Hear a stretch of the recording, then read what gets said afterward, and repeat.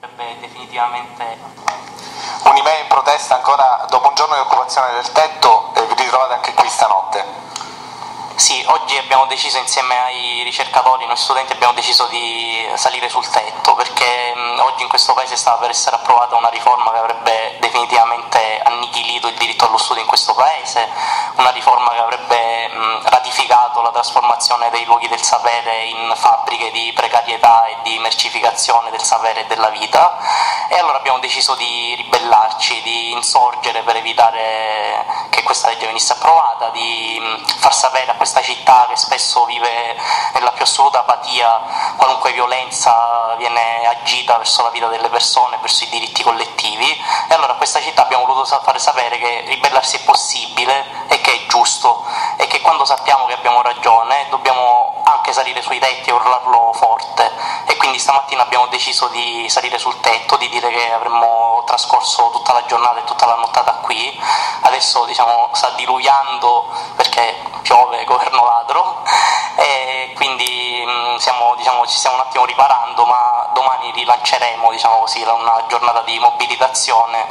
che metterà appunto al centro di nuovo il diritto degli studenti a un'università libera, di qualità e il più possibile capace di garantire a tutti l'accesso allo studio,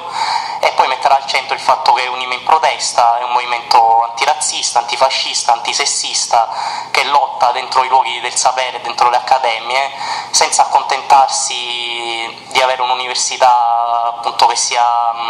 come diciamo noi, un ghetto d'oro in una società di merda. E quindi dentro la nostra lotta c'è la lotta di tutti i soggetti massacrati dalla crisi, ci sono le lotte di tutti i soggetti smarriti che vengono quotidianamente violati da questo potere. Com'è stata la risposta da parte degli studenti messinesi? Penso che dobbiamo, è una fase storica in cui dobbiamo emanciparci dal criterio esclusivamente quantitativo.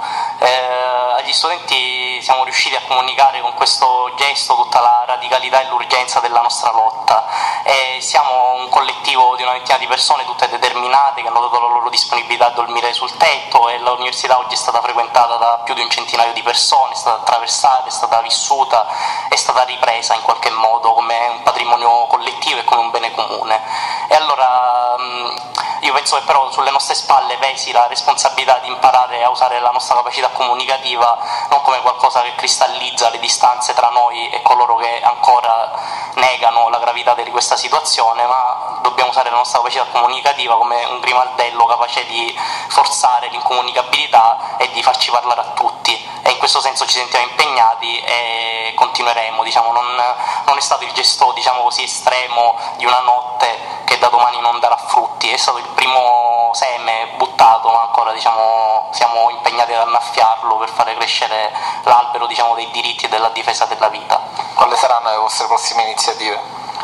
Le nostre prossime iniziative, domani mattina faremo un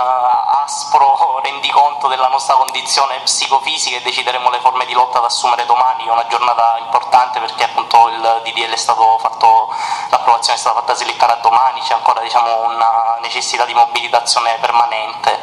e poi appunto dopo ci confronteremo con tutti i soggetti con cui abbiamo agito questa lotta, anche con i ricercatori, e troveremo insieme forme di lotta capaci però anche appunto di estendere sempre di più i livelli di consapevolezza collettiva. Un appello agli studenti che non hanno partecipato, un appello ad invitare loro a questa lotta. Quello che io mi sento di dire è che ho un rispetto integrale per chi giorno dopo giorno si sforza di seguire la traiettoria della sua vita individuale, di non mancare l'appuntamento con le tappe della sua stessa vita, e quindi che mentre qualche anno fa, quando ero un po' meno comprensivo ed ero più agito, più mosso dall'odio verso questo mondo, magari non riuscivo a capirlo e quindi mi infastidivo vedendo gli studenti che continuavano a studiare come se niente fosse, a dare materie, ad andare a lezione mentre ci sono i cortei. Oggi mi sento in qualche modo chiamato a capire che c'è un elemento di verità nella vita di chi ha pagato le tasse, di chi lo ha fatto con sacrifici, di chi sa che è stato bombardato da un individualismo programmato dall'alto che ti fa sapere che l'unico esodo dai problemi è quello individuale, è quello di sbarcare il lunario da soli. E allora io appunto molto rispetto per chi ha pagato le tasse e per chi sente che un giorno di protesta è un giorno negato alla sua propria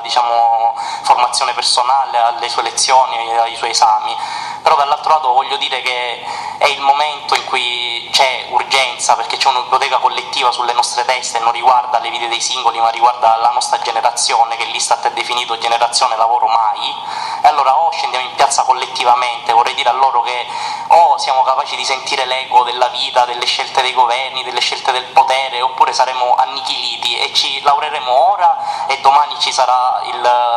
l'abolizione del valore legale del titolo di studio, oppure ci sarà un call center dove essere stritolati dentro i codici della precarietà, oppure ci sarà l'impossibilità di progettare una vita con i propri affetti, avendo un mutuo, la possibilità di accendere un mutuo per la casa e avendo la possibilità di guardare con la serenità a cui avremo tutti diritto al bandolo, diciamo, del proprio futuro. E allora questo è il momento in cui dobbiamo, diciamo, trovare il coraggio di prenderci per mano, di riconoscerci l'uno nel volto dell'altro dentro un orizzonte di liberazione da queste catene e lottare per rompere le barriere che si frappongono alla nostra realizzazione come persone e non come clienti di un mondo ridotto a supermarket.